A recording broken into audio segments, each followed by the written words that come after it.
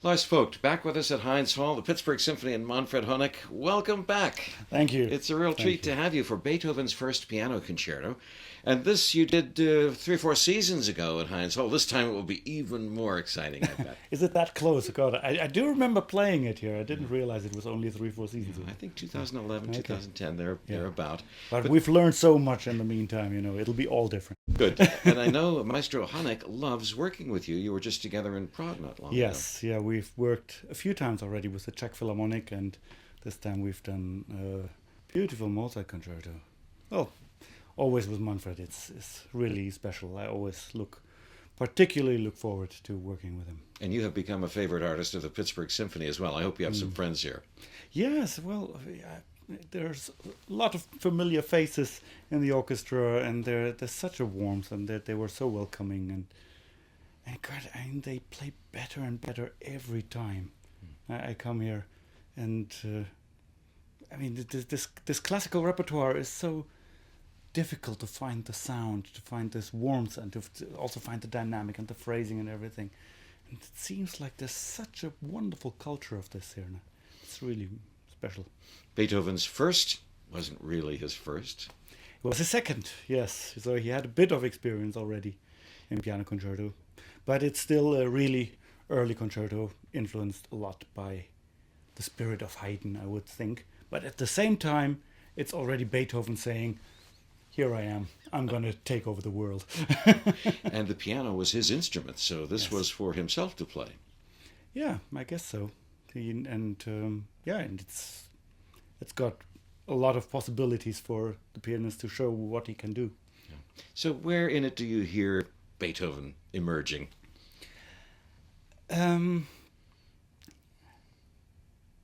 Well, there's even the first theme has got something that has a certain, especially when it comes in forte.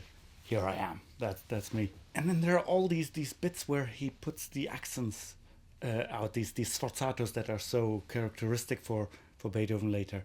He also does a few of the subito dynamics, so dynamic getting louder and then suddenly really soft again, or the other way around, a sudden forte.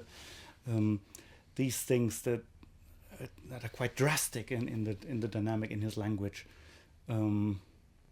That there are a lot of these typical Beethoven things already, and even though the language is basically still the classical language, coming from Haydn and Mozart, possibly, there are these bits, and he does that in the piano sonatas too. There are these little bits where suddenly harmony seems to get lost, and suddenly he's like taken an outlook way into the future. So that's really exciting. Yeah. Now, where do you find in the first piano concerto something that for you is the magic for the pianist, where your fantasy can emerge, something that whenever you hear it, it always brings special pleasure for you?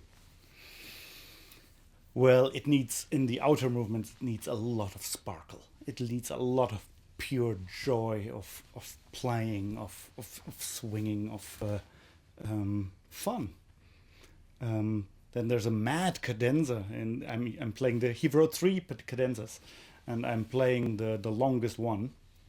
So I'm always telling the orchestra they can read a newspaper meanwhile, because it does take a while, and he's really playing with the audience's expectation.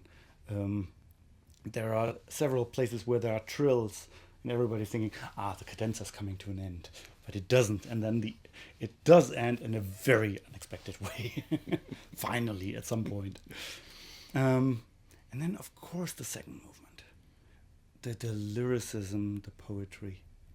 There he really is all with himself in the quietest, most intimate way. A wonderful concerto of clarinet and piano, one should say, because the clarinetist is so important there and plays beautifully here.